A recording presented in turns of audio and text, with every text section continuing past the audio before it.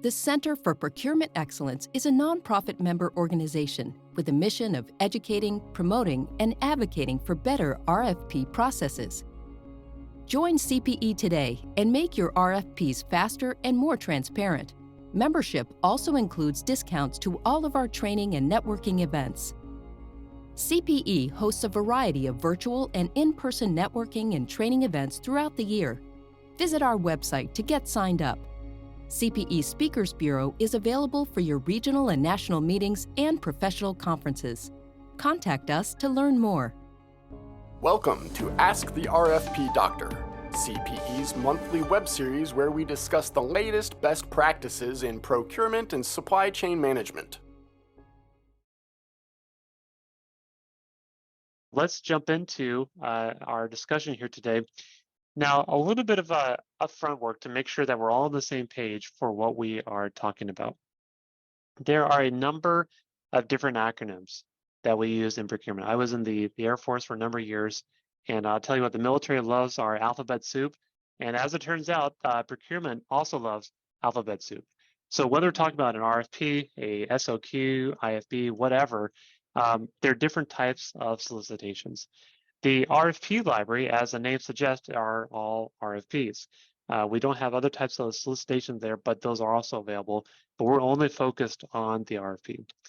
Now, the key thing here is that as you go through and you try to find different RFPs for a project you might have upcoming, is that keep in mind that the RFP you use is a direct reflection of your organization to the vendor community. First impressions, right?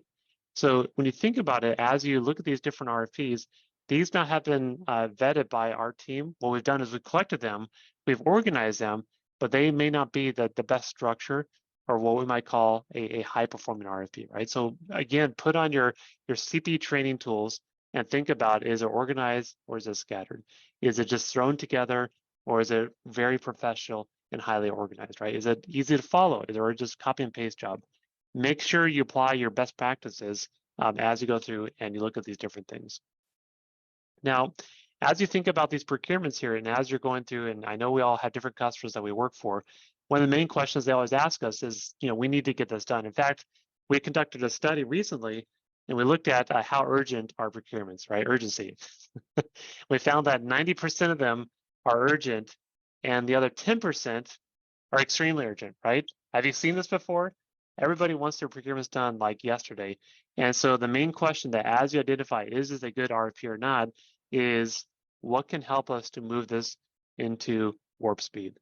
Now, Brian is a Star Wars fan. He might say light speed, but the intent of this here is to get things done as fast as we possibly can. Because at the end of the day, our focus is to become a client of choice. A client of choice is somebody who pays on time, has a highly organized RFP, and it's a pleasure to work with from a vendor's standpoint. The market is extremely busy right now. And so for that reason, we have to be seen as attractive to our industry friends here, all right? The last thing I want to close with before we turn over and actually go through the RFP library in detail is, what does a high-performing RFP actually look like? CPE recommends, and we have a structure for this, 7 different sections. The statement of work, which is what we're actually looking to buy. Current conditions is the second part of this, which is where we're at today. How will everything be evaluated? How you as a client will score and make the final award determination. Any administrative requirements in terms of directions or instructions, dates, things like that. Proposal forms that the vendors can fill out. And finally, any attachments or exhibits, right? So as you go through and as you look at the RFP library and you're looking at different RFPs, because we literally have 3,000 RFPs in there, is ask yourself, is it organized like this? And if it's not, then there might be needs to modify and adjust what is actually being provided with this, right? So keep that in mind here as you think about this, right?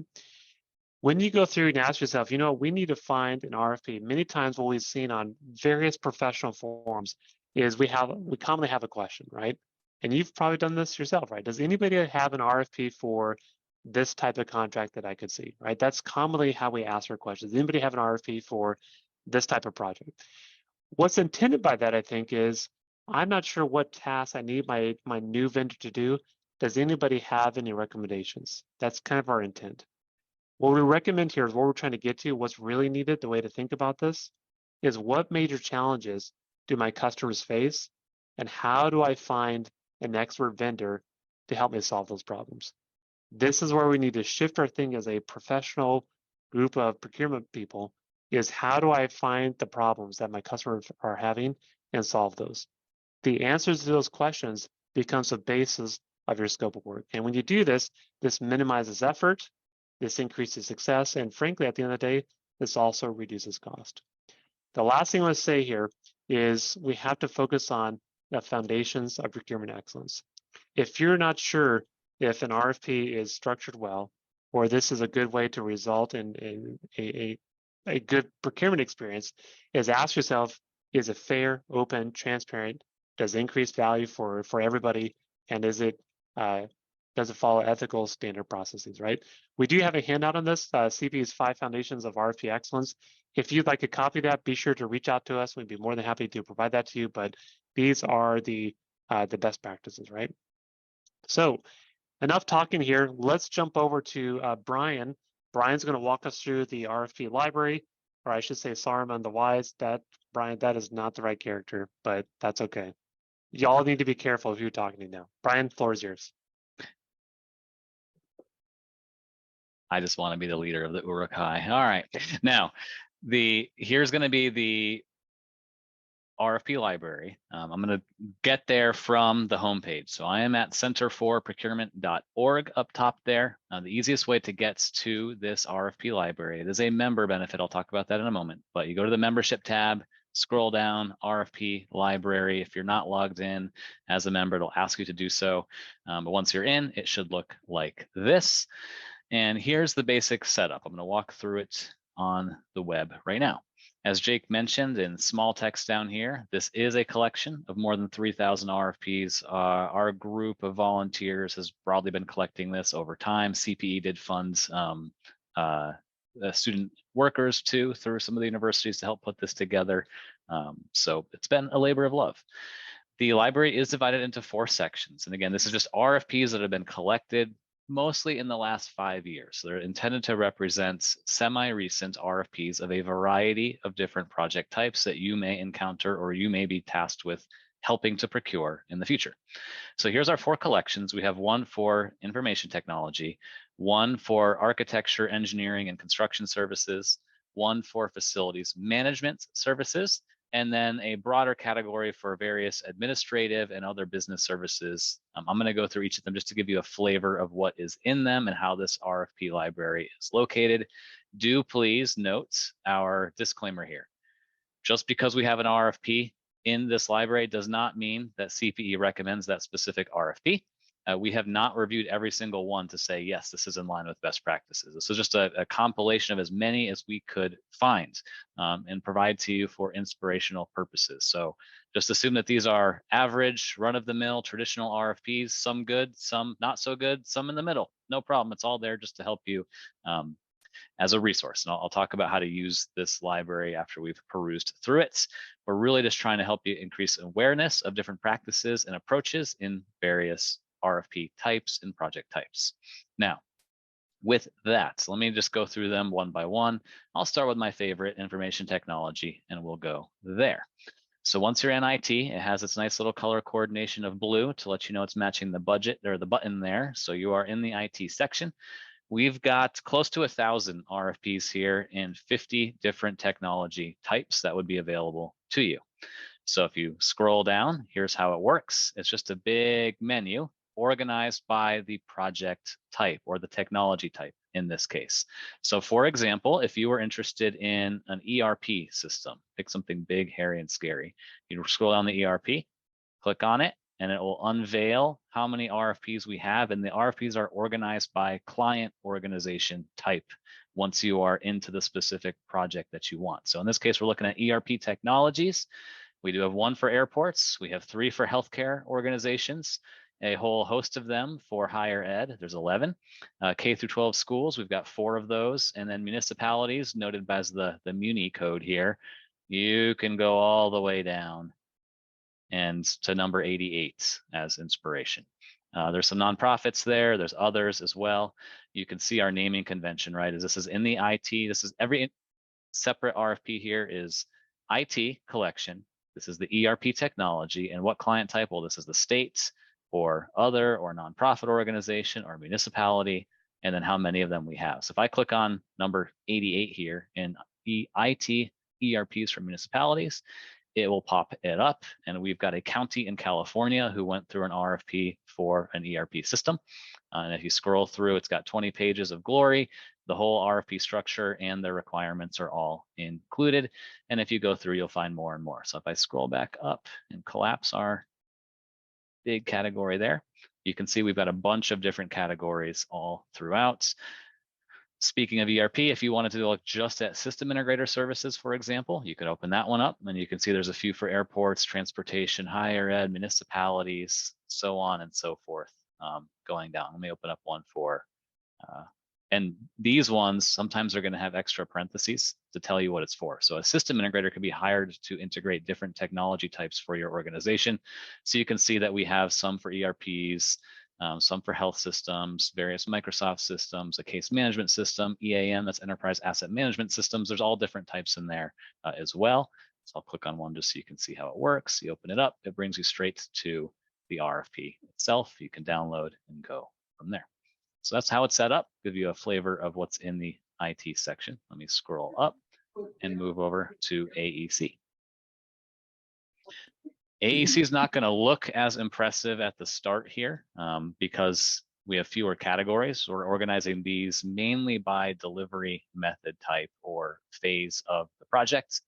So you got design and planning, there's design build, construction manager at risk, design bid build RFPs and others. But when you open these up, there is a boatload in there. So if you do a lot of CM at risk, for example, you open it up and this is going to scroll for days. You got a whole boatload for airports. You've got a whole bunch for DOTs. We've tried to help you identify what the project type is in parentheses at the end, so that will help as well. A bunch for higher ed, just scrolling down, you can see there's a lot, and it just goes and goes and goes. So if you want examples there, we have quite a bit. Municipalities, a bunch in there too, and they're, again, giving you project types, convention centers, civic centers, parks, bridges, trails, light rails, park improvements, so forth, all included. Go to FM, Facilities Management section. You've got a handful of categories here. We've got a number of custodial examples. If you scroll down, you'll see there's a whole bunch of those in there.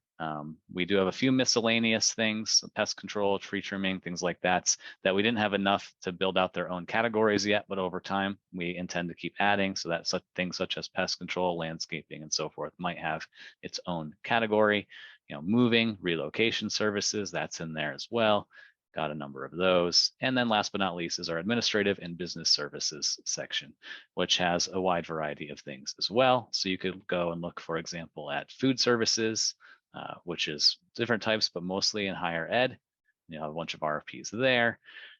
Auditing, there's a bunch of those. Pouring rights or beverage services, that's in there. All different things. So that's the basics of the RFP library organized this way. Again, the way to get there is from the centerforprocurement.org website. Go to the top, look to the membership side, click member access, and that will get you logged in to go and check it out. And happy downloading, and hope that's good for inspiration.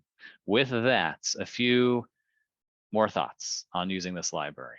So I'm going to give you 2 tips. Number 1, again, is the reminder that CPE does not necessarily endorse or recommend any of these individual RFPs. We have not taken the time to review 3,000 RFPs line by line to tell you that they are perfect or not. We just haven't. Many of them, we had to review them and open them and read them and make sure we checked that they had the scope and the requirements and what project type to organize them into our library. So we've gotten a flavor of them. And I would say that most of the RFPs do not follow the best practices of CPE. And that's okay. They're there just, again, for inspirational purposes. We would recommend, as Jake mentioned, to always check an RFP against CPE best practices and then what's going to be useful in your organization as well. 2 quick thoughts there. Number 1, we do have an RFP report card that you can use. And then secondly, there's the RFP training course that you can participate in. Many of you already have. That one is free. So the reminder on that course, as Jake put it up here, it is a free course. We offer it 4 times a year through NASBO. A great way to check general recommendations for RFPs and make sure that your RFPs are in line. So if you're going to use the library, just know that they don't already have all these best practices included. And then the report card is there as well. That's in our template section of the website that members can get to. Also, if you take the free class, you get this as a part of it. If you absolutely need it, email us. We'll get it to you. That's all good. It's a good way to evaluate your RFPs. So by the way, to become a member. So here's our sales pitch, I guess. We are a young, new organization. We do want more members. Membership is very low. For governmental public entities, I think it's $100 per procurement professional, and you don't have to sign every single person up. Just do what you think is fair and good, and that your organization can handle. You can sign up for commercial, private sector folks. You can also be members. The website shows a pretty high membership fee. The reality is, contact us, we'll work with you. The website is designed for, if some behemoth out there wanted to become a member, then that's the point. But if you're smaller, you're an individual person who's active in CPE, wants to get involved, let us know. Contact Amy. We want you to be a member. We're not trying to make it be a hindrance. And as you'll notice, with everything being such a low membership cost, where is that money going? That's really just to support the travel and admin of the websites and things like that, and then sending the speakers out for speakers bureau type of activities. So it's not going to anyone's pocket. It's a nonprofit organization, of course, just trying to keep the website up. We do have a web developer that we pay to help update things and get the RFP Doctor recordings posted and that type of stuff. So that's really the first operational cost is the website, and anything that's left over we try to use to sponsor travel so that CPE can be on the road and spreading the good word. That's tip number 1. Tip number 2 is, again, just a reminder, don't just copy and paste stuff from these RFPs and assume it's going to be perfect. Please use them for inspirational purposes. So to give you ideas of what you like and don't like, and then also use it as a way to increase your personal familiarity with those project types. I think that the most valuable thing in those RFPs will be the statement of work and requirements, not so much the surrounding RFP itself. You all are CPE friends. Many of you have participated in our workshops and webinars. You have a good handle on putting together a solid RFP itself. But the biggest challenge, as you all know, is working with our internal user groups and business teams to put together their requirements and statement of work. So we really hope that having this library available to you is a place that you can go if you're thrown a new project that you have never procured before and you just want to get a better sense of what it entails and what requirements have looked like for other entities like you. Then go check it out, and that'll help you speak the language of that project type a little more quickly and a little easier. So that's basically it on the website for the RFP library. If you're not a CPE member and you want to become one, you just click the membership thing and you go to sign up, and it brings you to a little web form there. If you have any issues with it, then you can email Amy directly. That's on the contact page, and Amy is there and we'll get you sorted out. Any concerns on the membership amounts and things, again, we'll work with you. It's not a big deal. With that, I will move to our virtual peer group discussions. Now, this is going to be a bit different, and we're happy to, at the end of this, pause and take questions on the library and all that good stuff too. But a few things. So we've got 2 questions for you that we want to just poll the audience here. Poll as in like go off of mute and shout at us. We don't actually have official polls. We're not slick like that. But Uncle CPE here, who loves his RFPs, has some questions. So number 1, should CPE create something, we're calling it like a resource hub for various content, templates, tools, examples that are submitted by CPE members? Let me explain what we mean by this. So those of you who were here with us last month may remember that one of the attendees volunteered to offer a RFP template that they had been diligently working on with their facilities management director for on-call facility management services. And many of you emailed or threw in the chat, hey, I want to take a look at that. We're still working through getting that available. that particular organization, it's friends over at Multnomah County, which is the surrounding area of Portland, Oregon. They're the ones who put it together. They're still willing to share. We've confirmed that with them this morning, but they're going through the full procurement process of that project now. So they want to get to a slightly more stable part of that project and incorporate any lessons learned and then make that resource available to fulfill all the requests to see that document, to see that RFP that we got last month. So it got us thinking that things like that, if we have CPE members who are willing to share with others, should there be a spot on the website where we just have resources that pop in, and as they come up, we will post them there and make them available to you all. So that, I guess that's question one: is that of value? Do you think that we should do something like that? The way that we anticipate it would work is like this. So, let me see if I have that in here. Apparently I deleted it. I'm good at doing that. That's okay. So the way we think it would work is if we are on one of these RFP doctor sessions and somebody offers a template or a tool or an RFP example or whatever it is, and many of us on the call are interested in seeing it, what we would do is just have that template or tool be sent centrally to Amy at CPE. We'll take a quick look at it and make sure we don't think it's leading anyone completely astray, and get that posted onto a website that's a landing spot for that type of stuff. And then you would hear about that through the RFP doctors of, hey, someone offered this item or this template or this tool or this example. It's probably going to pop up in the resource hub, and you know that way. But then we'd also announce them through the CPE newsletter and say, hey, here's new additions to the resource hub that came up. So that was an idea we had that would allow you to share more often. We'd want to vet that with you have to, those sharing would have to vet with internal stakeholders. We also at CPE would like to vet as well, just to make sure that we don't think it's going against anything that CPE recommends. We want to make sure that that's okay, but I doubt we're going to have any trouble there. So I see a lot of yeses in the chats. So we'll think about how to get this set up. And the first inaugural offering there will be from our friends over in the Portland area who offered their kind of standing order on-call FM services RFP that they worked on diligently with their FM director. So, and they're going through the procurement process now. So they'll be able to share some lessons learned with us too. So we'll get that posted and we'll figure out how to get it announced. Cool, so that was question one. You all made it easy on that. Here's question two.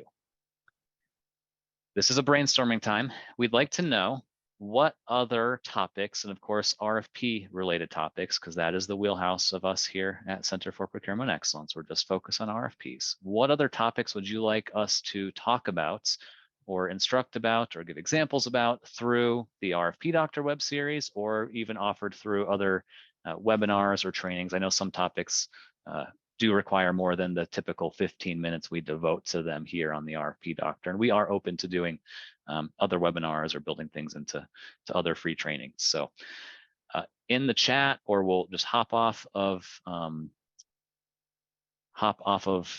mute and shout it out. So I was going to show you, here's what's upcoming, right? So next month, we're going to talk about best evaluation criteria.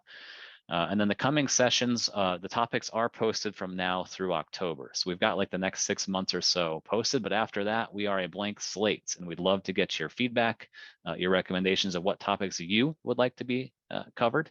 Some of these that are coming up, especially handling late proposals, minimum quals, how to evaluate teamwork amongst your vendors. I think those three were direct requests from the membership or from the audience in the past. So we will be tackling those. We'd love to hear what else you want to see. You can go on the website, of course, right, and see all the prior recordings and see what we've done there. My personal 2 cents is that the early RFP doctors were a little bit more focused on IT software. You can see our first one was, large RT buys. We had IT software demos mixed in. There was a lot of that. I think right now there's a little bit more of built environment, design, construction stuff that we've been doing, delivery method stuff, but we can cover anything. If it's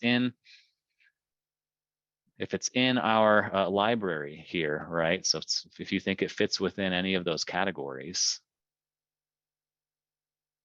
design and construction, technology, FM, business and admin, professional services, consulting, whatever, we're happy to try to cover it. So I'm seeing some chats, but I'll stop talking so you have a chance to chime in and offer ideas of what topics you'd like to see us cover in the future. This has been Ask the RFP Doctor, brought to you by the Center for Procurement Excellence.